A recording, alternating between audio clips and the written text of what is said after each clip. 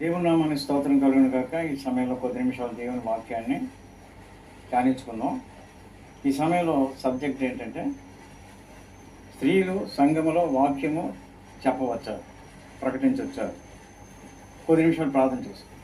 మహాపరిశుద్ధుడివైన మహాగణుడివైన ప్రియ పరలోకపు తండ్రి, మీ పరిశుద్ధ నామానికే స్తోత్రాలైనా ఇదిగోనైనా మీ ప్రియ కుమారుడు మీ వర్తమానం అందిస్తుండగా కుమారు నోరును బోరగా వాడుకుని ప్రభు వింటున్న ప్రతి ఒక్క హృదయాల్లో అయ్యా తండ్రి వాక్యం ఫలింప చేయండి. నేర్పితే ఒక వాక్యాన్ని ఇవ్వండి ప్రభు, వినే చెవు గ్రహించే హృదయాన్ని ఇవ్వండి నాయన తండ్రి. అటు ప్రకారంగా చేయుట నేర్పించి నాయన మీరే నడిపించి బలపరచు. నజరుడిని యేసయ్య నామములో పెట్టి ఇచ్చిన పాటి ప్రార్థన అడిగి వేడుకొని పొందుకొని ఉన్నాము నా పరలోకపు తండ్రి. మరి ఈ సమయంలో అపోస్తలుడైన పౌలు గారు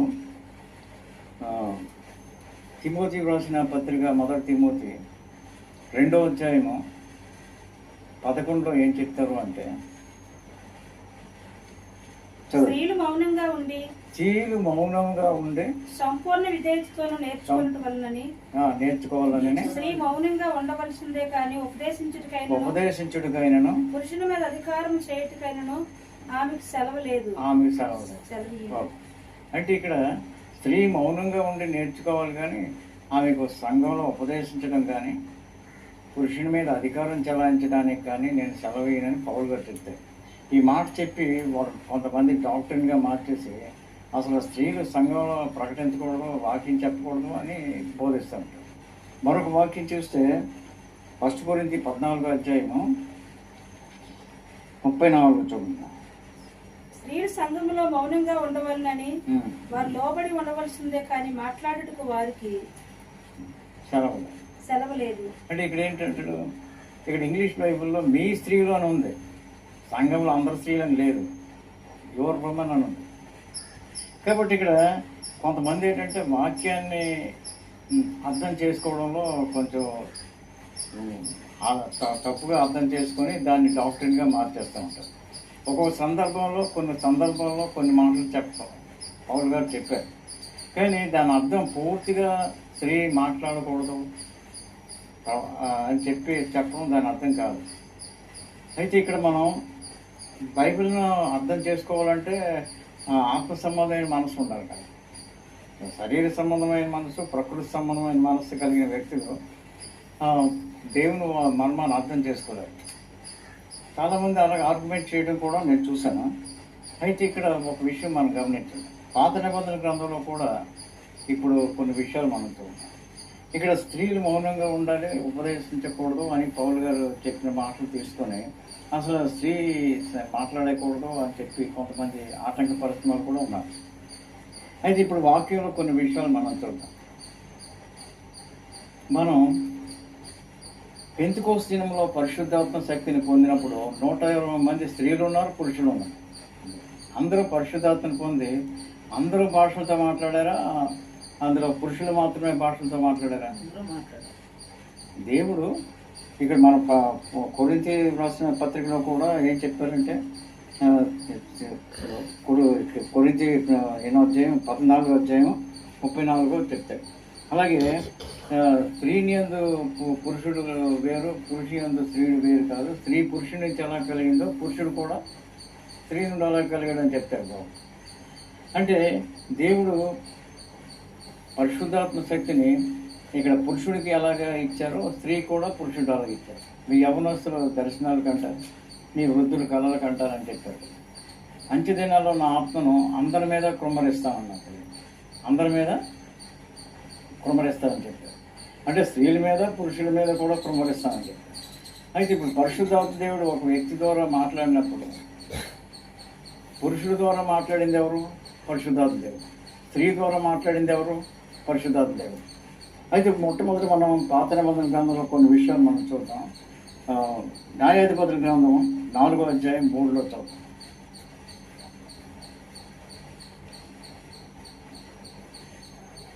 ఆ కాలమున భార్య అయిన దెబోరాను ప్రవక్తయు ఇజ్రాయెలుకు న్యాయాధిపతిగా ఉండును. ఆమె ఎఫ్రాయిమీయుల మన్యమందలి రామాకును బేతేలుకు మధ్య ఉన్న దెబోరా సరళ వృక్షం క్రింద తీర్పుకై కూర్చుండ. ఏ సరళ వృక్షం? అదే దెబోరా అసలు ఆ పేరు దెబోరా వృక్షం అని పేరు పెట్టేశారు ఏకంగా. అంటే అక్కడ దెబోరా సర్వవృక్షం కింద ఆమె న్యాయాధిపతుల గ్రంథంలో ఆమె ప్రవచిస్తూ ప్రజలకి దేవుని యొక్క వర్తమానం అందిస్తూ ఉండేదిగా మనం చూస్తున్నాం.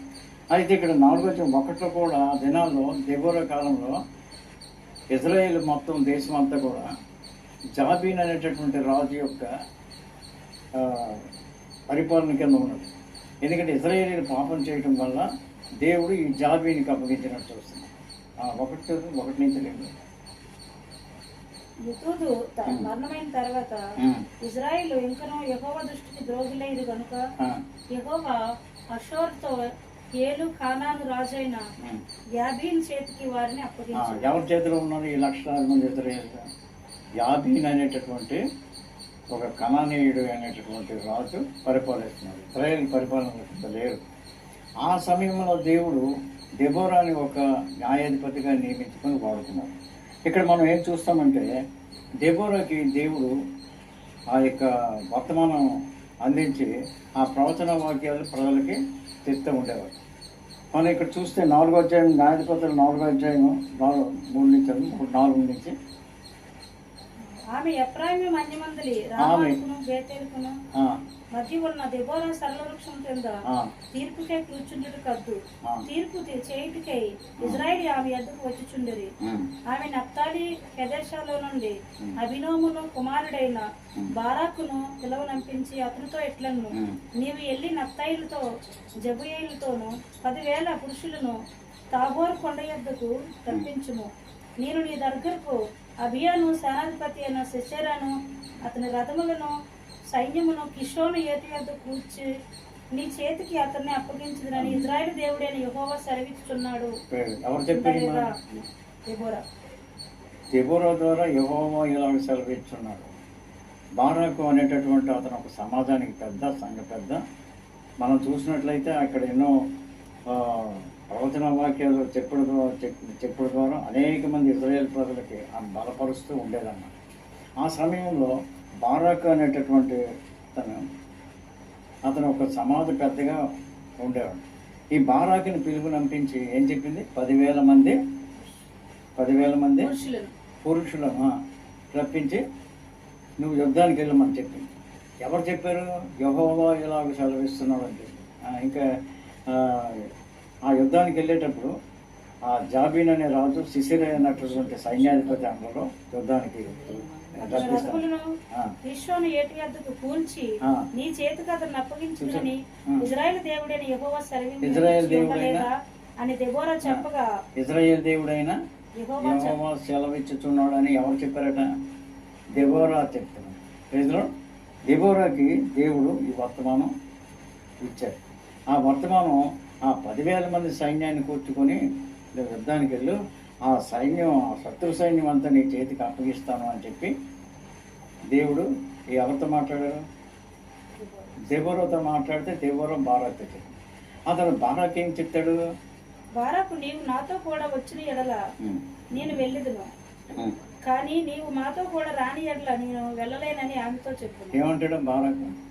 ఒక సైన్యాధిపతి నీవు దెబోరాతో చెప్తున్నాడు. ఏం చెప్తున్నాడు? నువ్వు నాతో వస్తే నేను యుద్ధానికి వెళ్తాను, నువ్వు నాతో రాకపోతే నేను యుద్ధానికి వెళ్ళంటాడు. అంటే దాని అర్థం ఏంటి? ఒక స్త్రీని దేవుడు అభిషేకించి లక్షలాది ఇజ్రాయేల్ ప్రజలకు ఒక న్యాయాధిపతురాలుగా ఉంచారు అంటే అది సామాన్య విషయమా? కొంతమంది స్త్రీ మాట్లాడకూడదు, అధికారం చెలాయించకూడదు. ఈమె బారాకుని పిలిపించి 10,000 మంది సైన్యంతో యుద్ధానికి వెళ్ళు, ఆ శత్రు సైన్యం అంతటినీ నేను నీకు అప్పగిస్తాను, యెహోవా సెలవిస్తున్నాడు అని ఎవరు చెప్పారు? స్త్రీ చెప్పారా? బారాకు చెప్పాడు. బారాకి చెప్పాడు. బారాకి దెబోరా చెప్పినట్లుగా మనం చూస్తాం. అంటే అక్కడ పాత నిబంధన గ్రంథంలో దెబోరాని వాడుకున్నటువంటి దేవుడు. అలాగే రెండో విషయం, అక్కడ గొప్ప విజయాన్ని కూడా ఇజ్రాయేల్ ప్రజలు పొందారు. అప్పుడు ఏంటిది? దెబోరా అనేటటువంటి ఆమె ఎంతో ప్రార్థనాపరురాలుగా ప్రవచన వరంతో నిండుకొని న్యాయాధిపతిగా ఒక కాపరిగా ఇజ్రాయేల్ ఆ దినాల్లో పరిపాలించినట్లుగా మనం చూస్తున్నాం. రెండో విషయం చూడండి, ఎస్తేరు గ్రంథం 4:14 అక్కడ ఒక భయంకరమైనటువంటి ఒక సిచ్యువేషన్. ఆమాను అనేటటువంటి ఒక కుట్రదారుడు అమలేకీయుడు, వాడు ఏం చేశాడంటే మొత్తం ఇజ్రాయేల్ ప్రజలందరినీ కూడా చంపేద్దామని, అంటే దేవుని ప్రజలు, ఆ ఊళ్ళో ఉన్నటువంటి దేవుని ప్రజలందరినీ కూడా చంపేద్దామని చెప్పి, అంటే ఇప్పుడు పాత నిబంధన గ్రంథంలో ఇజ్రాయేల్ అంటే ఇప్పుడు కొత్త నిబంధన కూడా సంఘానికి సాదృశ్యంగా ఉన్నారు. దేవుని ప్రజలందరినీ చంపుదామని చెప్పి వాడు కుట్ర చేశాడు. కుట్ర చేస్తే అప్పుడు ఎస్తేరు ఆ దినాల్లో దేవుడు ఆమెని ఒక రాణిగా నియమించినట్టుగా మనం చూస్తున్నాం. అప్పుడు హామాను ఏం చేశాడంటే చూడండి, 4:14 నువ్వు వెళ్ళి నీవు ఈ సమయమందు ఏమీ మాట్లాడక మౌనంగా ఉన్న యెడల యూదులకు సహాయము విడుదలయు మరి ఒక దిక్కు నుండి వచ్చును, కానీ నీవును నీ తండ్రి ఇంటి వారు నశించుదురు. ఈ సమయమందు ఈ సమయమును బట్టి రాజ్యములకు వచ్చిందేమో ఆలోచించుకోనమని చెప్పమనను.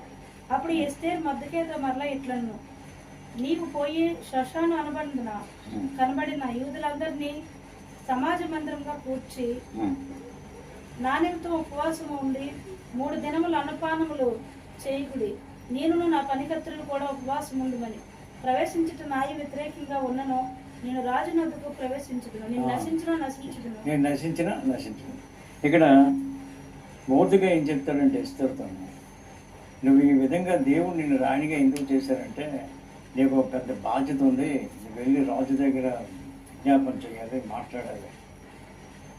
మళ్ళీ ఒక హెచ్చరిక చేస్తాడు, ఈ సమయంలో నువ్వు మాట్లాడడం మౌనంగా ఉన్నట్లయితే ఇంకో నుంచి వస్తుంది, నీవును నీ తండ్రి ఇంటి వారు నాశనం అయిపోతారు, జాగ్రత్త, నువ్వు మాట్లాడకపోతే అన్నాడు. మరి స్త్రీలు మౌనంగా ఉండాలి, మాట్లాడకూడదని అంటే నువ్వు నోరు మూసుకోండి అన్నాడు. ప్రీతిలో చేస్తారు, నువ్వు మాట్లాడదు మౌనంగా ఉండు అన్నాడా? నువ్వు మాట్లాడకపోతే యూదునికి సహాయం ఇంకో దగ్గర వస్తుంది, నీకు రెస్పాన్సిబుల్ ఉంటుంది. మాట్లాడే సమయం వచ్చింది, నువ్వు రాజుతో మాట్లాడాలి, విజ్ఞాపన చేయాలి అని హెచ్చరిక చేశాడు. అంత గొప్ప దేవుని యొక్క ప్రజల్ని ఎస్తేరు ద్వారా విడుదలిచ్చాడు. అంత గొప్ప లక్షలాది ఇజ్రాయేలు ప్రజల్ని దెబోరా ద్వారా ఇచ్చాడు దేవుడు. అలాగే ఇక్కడ ఒక సమయంలో దేవుని యొక్క ప్రజలు, ఇజ్రాయేల్ ప్రజలు మనం చూసినట్లయితే వాళ్ళకు ఒక అవసరం వచ్చింది, దేవుని వర్తమానం కావాలి. అయ్యో ఈ ధర్మశాస్త్రం ఇలా రాసింది కదా, దీనికి వర్తమానం కావాలి, దీనికి మెసేజ్ కావాలని చెప్పి ఇజ్రాయేల్ దేశంలో అడిగినప్పుడు చూడండి, అక్కడ 2 దినవృత్తాంత గ్రంథం 34:22 అప్పుడు హిల్కీయును రాజు దీవించబడిన వారును సంగతిని గూర్చి విచారం చేయుటకై అషూరాకు పుట్టిన తెప్యా కుమారుడును వస్త్రశాలకు విచారకర్త అయిన షౌలాం యొక్క భార్య అయిన హుల్దా అనే ప్రవక్త యొద్దకు పోయారు. అంటే ఇజ్రాయేల్ దేశంలో లక్షలాది మంది పురుషులు ఉన్నారు, రాజు అభిషేకం కలిగిన వారు ఉన్నారు, యాజక అభిషేకం కలిగిన వారు ఉన్నారు, అనేకమైనటువంటి ప్రజలు ఉంటుండగా ఇన్ని లక్షలాది మంది ఉండరు. ఒకే ఒక స్త్రీతో వర్తమానం కోసం అక్కడ పంపించారు. ఆ పేరేం కూడా తెలుసా? హుల్దా. చదువు. హుల్దా అనే ప్రవక్త యొద్దకు పోయిరి. ఆమె అప్పుడు యెరూషలేముకు చేరిన ఇనప భాగంలో కాపురం ఉండును. చూసారు, వారు ఆమెతో సంగతి చెప్పగా ఎవరితో? హుల్దాతో. ఆమె వారితో ఎట్లను, ఇజ్రాయేల్ దేవుడైన యెహోవా సెలవిచ్చుచున్నాడు. ఎవరు చెప్పారు మాట? హుల్దా ప్రవక్తని, ఆడమని స్త్రీని ఆలకించుడి.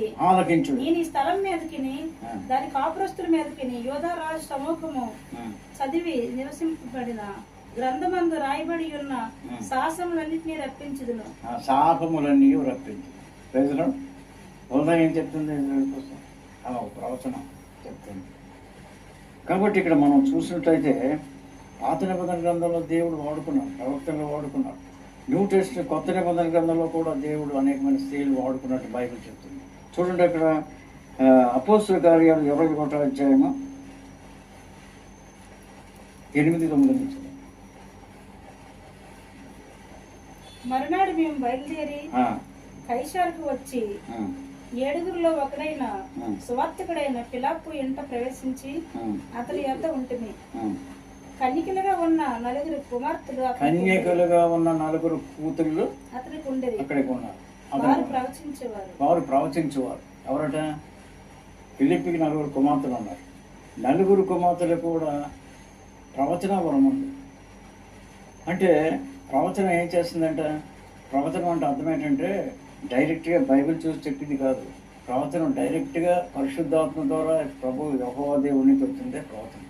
దాన్నే ప్రవచనం. మరి అక్కడ లేడీస్ కదా, కొత్త వీళ్ళందరూ 4 కుమార్తెలు కూడా ఆడవాళ్ళే కదా. దేవుడు ప్రవచన వరం ఇచ్చారు. ప్రవచన వరం అంటే బైబిల్లో ఏం చెప్తుందంటే, ప్రవచన వరం, ప్రవచనం కలిగిన వాడు సంఘానికి క్షేమాభివృద్ధి కలుగజేస్తున్నాడు. భాషలు మాట్లాడేవాడు తన క్షేమాభివృద్ధి కలుగజేసుకుంటే, ప్రవచించేవాడు సంఘానికి క్షేమాభివృద్ధి కలుగజేస్తున్నాడు.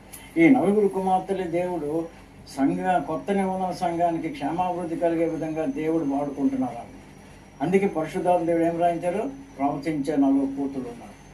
వాళ్ళ సంఘాన్ని ప్రవచిస్తున్నారు. వాళ్ళే ప్రవచించవద్దు, నువ్వు మాట్లాడు, నువ్వు లేడీస్ కదా, నువ్వు మాట్లాడొద్దు, మౌనంగా ఉండమని చెప్తే వాళ్ళు ప్రవచిస్తారు. పౌలు గారి టైంలో ఇది జరిగింది. రైతులో పౌలు గారికి తెలియదు పిలుపు కూతురు ప్రవచిస్తారని. పౌలు గారు అక్కడ ఉన్నారు కదా. అంచేత కొన్ని వాక్యాలు మిస్అండర్స్టాండ్ చేసుకొని నువ్వు ఎలాగుండాలి. ఒక మనిషి పరిశుద్ధాత్మ అగ్నితో నింపబడినప్పుడు ఆ పరిశుద్ధాత్మ దేవుడే పురుషుడి ద్వారా మాట్లాడతాడు. అదే పరిశుద్ధాత్మ దేవుడు స్త్రీ ద్వారా మాట్లాడతారా లేదా? రైతులో స్త్రీ ద్వారా పరిశుద్ధాత్మ దేవుడే మాట్లాడతారు. స్త్రీ కాదు మాట్లాడేది, మీరు కాదు, మీలో ఉన్న పరిశుద్ధాత్మ దేవుడే మాట్లాడుతున్నారు. స్త్రీ ద్వారా పరిశుద్ధాత్మ దేవుడే మాట్లాడుతున్నారు, పురుషుల ద్వారా పరిశుద్ధాత్మ దేవుడే మాట్లాడుతున్నారు. అయితే స్త్రీ ద్వారా పరిశుద్ధాత్మ దేవుడు మాట్లాడడానికి అంత వాక్యానికి విలువ ఉంటుందో, పురుషుల ద్వారా పరిశుద్ధాత్మ దేవుడు మాట్లాడడానికి అంతే విలువ వాక్యం ఉంటుంది. రైతులో కాబట్టి ఇలాగా ఇటువంటి తప్పుడు అర్థంతో చెప్పడం వల్ల చాలామంది అయ్యో మాట్లాడదని పౌలు గారు చెప్పారని వాక్యం చెప్పరు, ప్రవచించే వరం గురించి చూడడం, ఏం చేయరు. విశేషంగా ప్రవచన వరాన్ని అపేక్షించండి అని పౌలు గారు చెప్పారు. ఇద్దరు దేవరా అక్కడ పాత నిబంధన సంఘానికే ఒక లీడర్గా దేవుడు ఎలా వాడుతున్నాడు. ఆ దినాన లక్షలాది మంది రక్షించడానికి ఇస్తేనే దేవుడు వాడుతున్నారు. ఒక వర్తమానం చెప్పడానికి హుల్దా ప్రవక్త దగ్గరికి ఇశ్రాయేలులో ఎక్కడ ఉన్నప్పటికీ, ఏ మారుమూలు ఉన్నప్పటికీ కూడా కొన్ని 100 కిలోమీటర్ల దూరంలో ప్రయాణం చేసి హుల్దా అనే ప్రవక్త దగ్గరికి వెళ్ళి, అమ్మ ఇలాగ ఉన్నది, మా దేవుడు ఏం చెప్పారో చెప్పమ్మా అని ఆవిడ అడిగేవారు. వాక్యం ఇక్కడ మనం బైబిల్లో చూస్తాం. అలాగే న్యూ టెస్ట్మెంట్ చర్చిలో కూడా ఫిలిప్పికి 4 కుమార్తెలు ప్రవచన వరం కలిగి ఉంది. వాళ్ళు ప్రవచించే ఆ యొక్క కృపావరాన్ని వాడుకొని సంఘానికి క్షేమాభివృద్ధి కలిగించారు. అలాగే ఈ దినాల్లో కూడా దేవుడు అనేక మంది వాడుకున్నారు. క్యాథరిన్ కోల్మాన్ అనే ఒక లేడీ, ఒక ఆడమనిషి, బెనీన్ గారు కూడా ఏమైనా ఆమె ద్వారా రక్షించబడ్డానని చెప్పారు. ఆమె వచ్చినప్పుడు ఆమె తావంటూ నడుస్తుంటే వంట చేసిన వాళ్ళందరూ పడిపోయేవారు పరిశుద్ధాత్మ తాకిడికి. ఒకసారి ఒక దైవజనుడు చెప్తే నేను ఉన్నాను. అది ఒకసారి హోటల్కి వెళ్ళాను. హోటల్కి వెళ్తే హోటల్లోనూ పెద్ద మామూలు ఒక శబ్దం వస్తుంది, ఒక విధమైన శబ్దం, భూకంపం. బాబు ఏంటి భూకంప శబ్దం వచ్చేస్తాడు, ఏది గురుగురు ఆడుతాయంటే, లేదయ్యా ఇక్కడ ఒక అమ్మగారు ఉన్నారు, ఆవిడ పేరు క్యాథరిన్ కుల్మాను, ఆవిడ వచ్చినప్పుడు ఆవిడ అభిషేకంతో ఉన్నప్పుడు ఒక పెద్ద శబ్దం వస్తుంటుందండి అని చెప్పి వాళ్ళు చెప్పినట్టుగా సాక్ష్యం చెప్తున్నారు. మనం అనుకోవచ్చు ఇదేంటి పరిశుద్ధాత్మనే ఒక శబ్దం.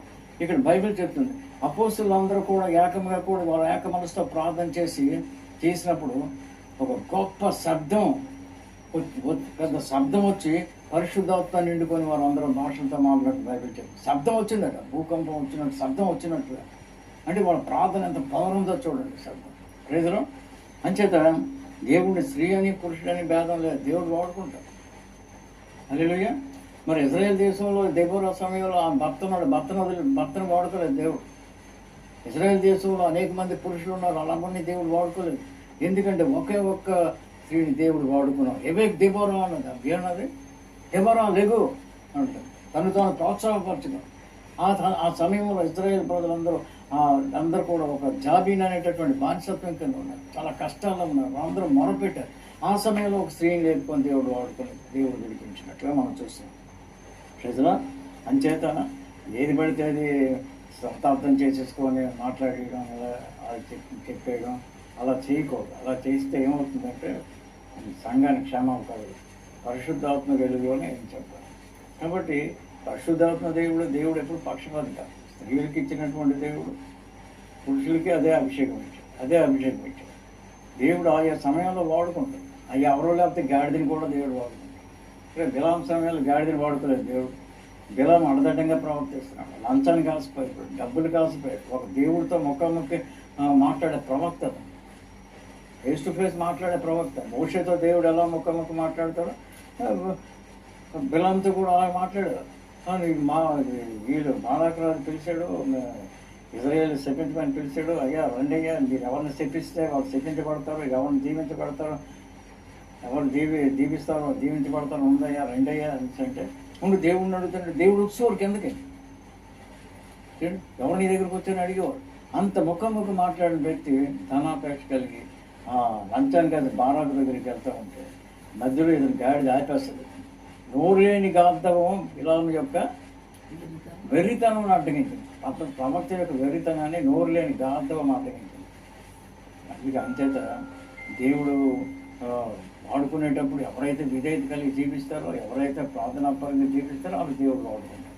రైతులో ప్రభు ఈ మాటలు జీవించుతారు. ప్రార్థన చేస్తారు. స్తోత్రం నాయన, పరిశుద్ధుడా, కృపామయుడ, మీకే వందనాలు, స్తుతులయ్యా. మరిగో నాయన తండ్రి, ఈ సంఘంలో నాయన అయా నాయన మొత్తం చెప్పకూడదనే వర్తమానాన్ని ప్రభా మీరు మీ ప్రియ బిడ్డ ద్వారా మాట్లాడాలి ప్రభా. అవును తండ్రి, అటు వాక్యంలో తండ్రి పరిశుద్ధ గ్రంథంలో ఉండే ప్రతి ఒక్క శైలి కూడా మీరు వాడుకునే విధానంగా నేడు కూడా అటు కార్యాలు జరిగించి ప్రభా వింటున్న ప్రతి ఒక్కరిలో మార్పు కలిగి మీ చిత్తాన్ని గ్రహించే భాగ్యాన్ని ప్రతి ఒక్కరిలో కూడా దయచేయండి. నజరేయుడైన యేసయ్య నామములో పెట్టి చిన్నపాటి ప్రార్థన అడిగి వేడుకుంటూ పొందుకొని ఉన్నాము పరలోకపు తండ్రి.